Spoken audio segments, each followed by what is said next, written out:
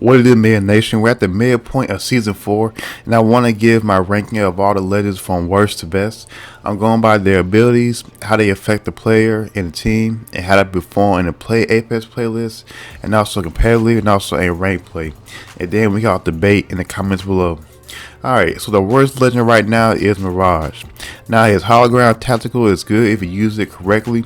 I bamboozle people and vice versa. It has a good cooldown time of 15 seconds, and going in on the first drop, you can send out decoys to make it seem like a lot of people are going to one spot. In mid fight, it can throw off people as well if you use it correctly. It's all how you use his hologram tactical. As passive is no good unless you have a gold revive and nobody wants to get knocked in the fight, just so they can use his passive ability. Now his ultimate is good for escaping the fight. It's like a poor man's Wraith Q, except you can take damage and be heard by your footsteps.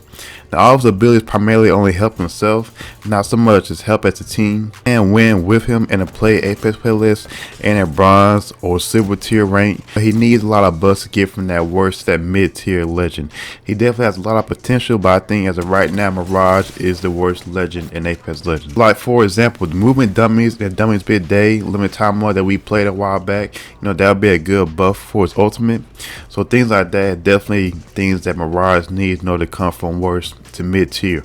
Alright, so next it's a fan favorite, it's Octane.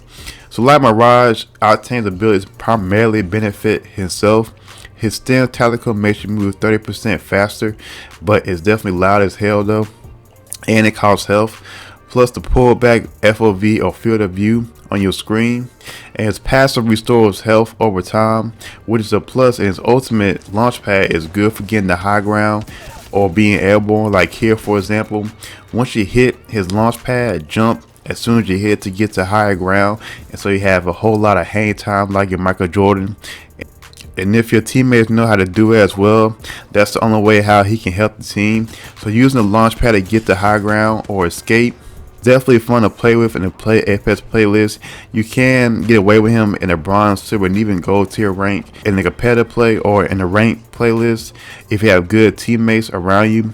But overall, he's the second worst legend in Apex Legends, and you should get the low profile passive to make him hard to hit, in my opinion. That would be a good buff for Octane, but as of right now, he's at the very bottom, the second worst legend in Apex Legends. But although again, he's very fun to play, he's a great character, but as of right now, he definitely needs major buffs in order to make him climb up the ranks in Apex Legends, according to me. And again, this is all my opinion. Next at number 10 is Revenant, the badass that set the internet on fire with his cinematic trailer release. Now his tactical is okay. It deals 10 damage and disables opponents' abilities, the tactical and ultimate abilities for 10 seconds. Now the radius for his orb is too small in my opinion. It should be a bit wider to be more effective, and there's several tricks that you can do with it, like hide behind his orb and heal while crouching. And his stalker passive will let you crouch walk faster and climb walls higher, and can climb short walls at 25% faster speed. So it's a good movement passive, but who's gonna crouch walk like Spider-Man for the majority of the game? And his ultimate that turns you into a shadow, and also your teammates if they choose to as well. You can't use healing items as a shadow unless you run out of radius. It can be easily destroyed, and it gives you low health, so you can be aggressive with it if you play it right. And the totem is in a good hiding spots where other people cannot easily destroy it. I think it should have came to season 4 overpowered. Like Reddit user Disophalon posted these suggestions, like infinite radius, increased silence tactical. With the exception of Watson, all the new legends aren't really strong in competitive or rank play. Now Revenant's design and character and story is great and fun to watch and faster climb time, but again, I think Revenant should came in season 4 and then get nerfed down, just so that he could shake out the meta in Apex Legends. Because right now everybody's still picking the same legends as far as in Play Apex playlist, and also and definitely in rank and competitive play. So that's my opinion. I think he should came in overpowered, but he definitely needs a lot of work in order to climb up like a certain legend that I mentioned later on that definitely got buffed up and climbed up the ranks recently. Alright, next at number 9, my first love, Bangalore. Now when Apex first came out, she was my main legend, so we have history together, but Her tactical smoke grenade is good in certain situations. So for example, shooting grenades at opponents that are pretty far away to block their vision from shooting at you and your team, or when you need to escape a sticky situation unless the opponent has a digi threat. It also does 10 damage, and I've actually killed people with the smoke grenade before. But it can be annoying to your teammates if you just spam Bangalore smoke grenade shots for no reason over you and your teammates, or because you get spooked because people start shooting at you. So if you're just spamming Bangalore smoke grenades, you're not only blocking your vision, but you're blocking your teammates' line of sight as well. Now in the fight, a grenade is good to pretty much spray over a down teammate so you can pick them up in the middle of a fight to give you some cover, or you can smoke an open area and run across to duck fire. Now her double time passive of increased run speed is good, and it's pretty much Octane stem without the noise to alert enemies. And her Rolling Thunder ultimate that covers a 6x6 square. It's good to hold off people from pushing or chasing you to slow or stun enemies if they're caught in the square. It's not meant to wipe out a healthy squad like Gibby's ult, but again, it's all about her main point of her Rolling Thunder ultimate is all about giving you a good position. It's not meant to wipe out, like I said, a squad, but overall her tactical and ultimate are good if used correctly. She's good in the Play Apex playlist and can dominate with her in the rank system and get you to platinum. It needs also even in diamond play if you're playing with good teammates. Also, I think I've seen one or two teams also use her in competitive play as well. The reason why she's a bit low on my list is because her smoke, like caustic gas, if used incorrectly, can be annoying, and a good team can get out of a 6x6 square within the 8 seconds before the missiles explode, and that's not including the flare time from when you throw her flare. Now, how to buff Bangalore? I suggest a quicker reload with her since she is a weapons expert. So it's like take it from Call of Duty, where it had a faster reload perk. I think it's called Sleight of Hand. You have a faster reload under pressure. So adding that perk to Bangalore to where she can reload the gun quicker using her double time passive ability. But overall, she's like Mario and Smash Brothers. You know, she's a very balanced character, but she definitely needs a buff in order for her to climb up the ranks. At number 8 is Lifeline. You heard me. All of her abilities help the team. Her heal drone obviously can be used by you and your squad. Will give 150 health combined per target. You can't move it by bumping it, but it's not mobile. You have to sit in one spot and then use it. And it's loud again, which can give away your position. I've wiped many teams or opponents just by hearing her drone from far away. And that's the downside of it. Her passive, which is 25% faster heal, and you can revive down teammates with her shield. Now you have to make sure which way you're facing to use her shield correctly. So you can't have the shield facing the wall with the whole team behind you shooting at you, or in front of you trying to pick up somebody. You know, that's silly. But like her drone, it's a big bat signal for when you're pretty much picking up somebody, so you can't get pushed by a good player or team.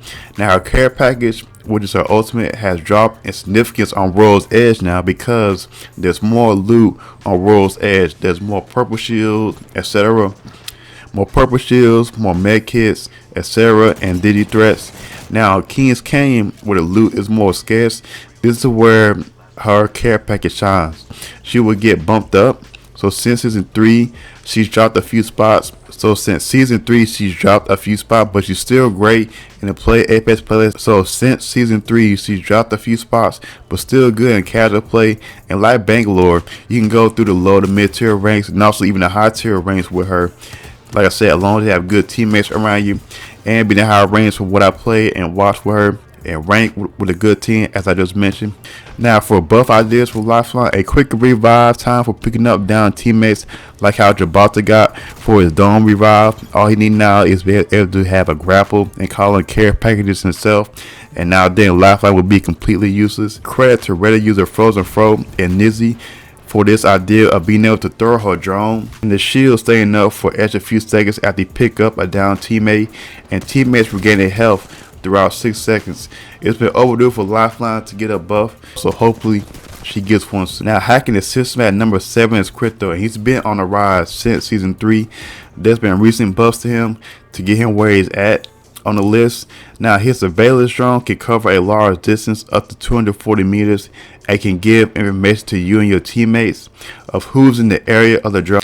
And if you face a drone at the banner posters throughout the game, it can tell you how many opposing squads are in the drone radius or in the area. It can ping, it can open doors, and also supply banners. It can pick up teammates' banners within 7 meters, which is huge in my opinion. To take it to the next level, if they want to buff his drone even more, is have it to be able to respawn teammates as well at a respawn beacon. It has recent buffs of added health and Crypto's primary weapons being automatically reloaded once he leaves his drone view. Now the downside of using this drone is that you can't fight while in drone view. Now you can exit out of the drone and leave it up in the area to go into a fight. So if you use this drone correctly, you can be effective with it and do major damage in the match. You just have to know when to go in and out of drone view. Now it has passive to where you see opponents, traps, fences, etc. as well, and also your teammates. So it's good for individual play and team play. And also his drone EMP is even better now because teammates don't get slowed down by his blast radius. The blast does 50 shield damage. It slows down opponents, disable traps, but it can hurt Crypto and can be effective through walls and cover as well. So Crypto is in a good place right now compared to where he was when he first arrived in Season 3. It's all about picking and choosing your spots of using the drone with Crypto. It's best in my opinion to be proactive with his drone and not be reactive, meaning use his drone to get information before entering a fight or deciding what to do. And rank play can get played through the lower mid tiers and also even the high ranks compared to how it was in Season 3 when he very first arrived. And I've seen some Predator lobbies used by top players and using Crypto or rank as well from what I watched, guys. Crypto is in a good spot. He definitely has climbed a rank since he first arrived in Season 3, but as of right now he's in a great spot. Alright, so now coming in at number 6, who I think is the most improved legend right now, is Bloodhound. I put Bloodhound above Crypto because of the recent buff of increased eye of the Allfather tactical radius up to nearly 60 meters, and you can do it on a run or mid fight, which is why I put Bloodhound above Crypto. Now opponents can see to when they're being scammed, but they don't know exactly where you are if not already noticed by the opponent. You know, I'm very big on information in this game, and Bloodhound's recent buff have bumped him up a few spots to at number 6 on my list. Now Bloodhound passive can't track these actions posted here to get information, and it's crazy that all this can be tracked by Bloodhound. It's almost like analytics in sport, like which side of the field does Tom Brady complete less passes on. You know, it's crazy that Bloodhound can track all these things with his passive. And so Bloodhound's Beast of the Hunt got buffed recently to where you get an extra 5 seconds when you down on the player and your speed increases. And so Bloodhound is definitely fun to play with in both play Apex and also in ranked playlists if you use them correctly like Crypto. Now will we see him more in high competitive play? As of right now, I still highly doubt it.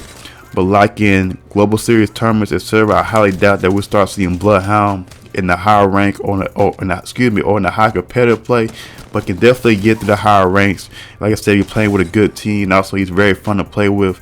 He's very viable in higher rank play, but he's pretty much, you know, the most improved legend coming from where he was nearly at the bottom. I'll say probably Season 1 and Season 2, and now he's climbing up to where he's at with his recent buffs in Season 4 at number 6. Now for the top 5, starting with Caustic, Mr. Nox himself.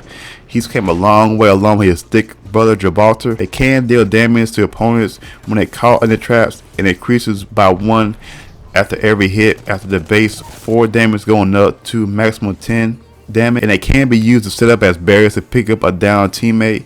But like I said, it can be annoying to teammates.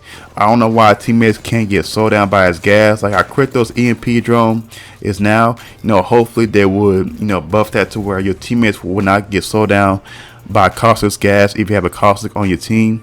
Now his Nox gas grenade just covers a wider area compared to his traps, and he's definitely a viable character in higher rank play and also even in competitive play. I think recently Alliance, who won the EU online tournament number 2 this past Monday, won with the Caustic, which is something we normally don't see in high competitive play. So he's fun to play with other than being slow like Shaq or being slow like you're playing Warzone. But he's definitely in my top 5, and he definitely is suitable in high competitive play now if you know how to use him right. Coming in at number 4 is Wattson, and since she's arrived in Season 2, she's pretty much hit the ground running as a top tier legend. Now tactical perimeter security defense is good for keeping out opponents, from pushing you. She came into season 2 to slow down or to stop the third party meta. Not completely stop it, but at least slow it down for you and your team. Now, her intercept pylon is great for stopping grenade and also like Gibraltar's airstrike and also recharging your shields as well. You can instantly fully charge her ultimate with the ultimate accelerant. That is her passive. And obviously she's highly used in competitive play and will stay there for a while. From what I can see, she's a game changer and arguably a must-have against good competition. And she's hard to hit with her hitbox. She's the best new legend outside of the preseason 1 legends, and I don't see any new legends coming in and taking a spot anytime soon. So Wattson is in a great place right now at number 4, and hopefully soon we'll get a new legend that come in and instantly change the meta like Wattson did in season 2. Now for the top 3, at number 3 is Gibraltar. From what I hear, he's going to get another buff soon. Just kidding. If he had a grapple and an increased speed, he'll be number 1. That's where they call in, a care package. He'll be the best legend in the game. So his tactical dome of protection was buffed towards the end of season 3, giving Gibby a quicker revive inside a dome, a 25% faster heal inside a dome as well. So he pretty much took Lifeline superpowers along with getting an extra 50 health when aiming down sight with his gun shield. And if you're skilled with him by crouching while firing, you'll always have the advantage in a 1v1 fight. And also, if that wasn't enough, he also has the fortified passive that reduces damage by 15%. Now, downside of using Gibraltar is obviously that he has the largest hitbox in the game, the speed of an offensive lineman. So it's good to surround him with a Wraith or Pathfinder to quickly get him from point A to point B if necessary. And then we have his ultimate that consistently does damage, and it happens quicker than Bangalore's Rolling Thunder. So he's a beast. I remember when hardly anybody played him, pre-season 1 or in season 1, I think. And then once the rank play came in, that's when he started climbing up the rank in the Apex Legends ranking system. So he's a top tier legend and used a lot more in competitive play and also in higher rank play. He's not going anywhere from the top anytime soon. I don't think Respawn will nerf him back down. They clearly want people to play him, so he's at number 3 for me. Now, originally I had this legend at number 1 when I first started making this list, but as of right now I put this legend at number 2, and that legend is Pathfinder. Now, he's a great solo legend. If you were playing in the solo mode event back in August or September, it was Pathfinders grappling everywhere, riding a zipline everywhere, and doing all a bunch of crazy stuff. I think that's why they never implement a permanent solo mode. And also, too, you had to deal with camping and third partying from different solo players, and it'll be an unpleasant experience in my opinion. So this game was designed to be a team game, and so like I said, do you want to fight against 5 Pathfinders towards the end of the final circle? The Pathfinder, his grapple gives him the best mobility in the game and freedom of movement. You can nearly cover a football field and then some in one grapple. He has a great escapability or being aggressive in the fight when hunting down a player or 2. His survey beacon scan to find the next circle is great for rotation, which is huge in competitive play, and rank for position, which is underrated unless you're good at knowing circles. And Who's Ready to Fly Zipline is great for getting to a point A and point B. I put his zipline above Race Poor because you can get to high ground faster. But overall, I recently played him a lot more and he's fun to play with. But like I said, when I originally made the list, I had him at number 1. But as of right now, he's at number 2 in season 4. And also, too, you have to deal with his huge hitbox. He also gets a 5% increased damage. So that is who I have at number 2 is Pathfinder. And now number 1, my beloved Wraith. Now throughout preseason, season 1, season 2, and maybe even season 3, she was considered the best legend by the majority of people, and as of right now, she still is considered, in my opinion, the best legend. And that's even with the recent nerfs of her tactical being have an added cooldown of 5 seconds, and also where you can't use a tactical in an ultimate to get an increased speed. Now using the ultimate, you can get an increased speed of 20%, I think. Alright, but she's still the best legend in Apex Legends right now. Her tactical gives her invincibility for 3 seconds, and she's the only legend that has that perk or ability in season 4 and still does. Now I heard rumors that other legends that will come along that will have invincibility, but we'll get to that point later on. And her passive gives cues of when people are aiming at you, or when they're trapped, or when there's danger in the area. etc. But sometimes it happens after the fact. I don't know, because sometimes I have bad ping sometimes, but that's fine. And also using the portal. Her ultimate portal is great for getting from point A to point B without taking damage, and also transporting your teammates, whether they're alive or whether they're down. And also, but as of right now, Wraith still stands, in my opinion, as the best legend in Apex Legends Season 4. As of right now. Now in the future, could somebody knock her off her throne? I don't think so, but as of right now, she is the best legend in Apex Legends, according to me. Again, according to my rank right now. So that's it for my rank of legends in Season 4 of worst to best legends. Comment what you think about my list, or put your list in the comments below. Let's debate and have fun. Until next time, leave a like if you enjoy the content, hit subscribe if you love it, and I'll talk to you later, Mirror Nation. Peace.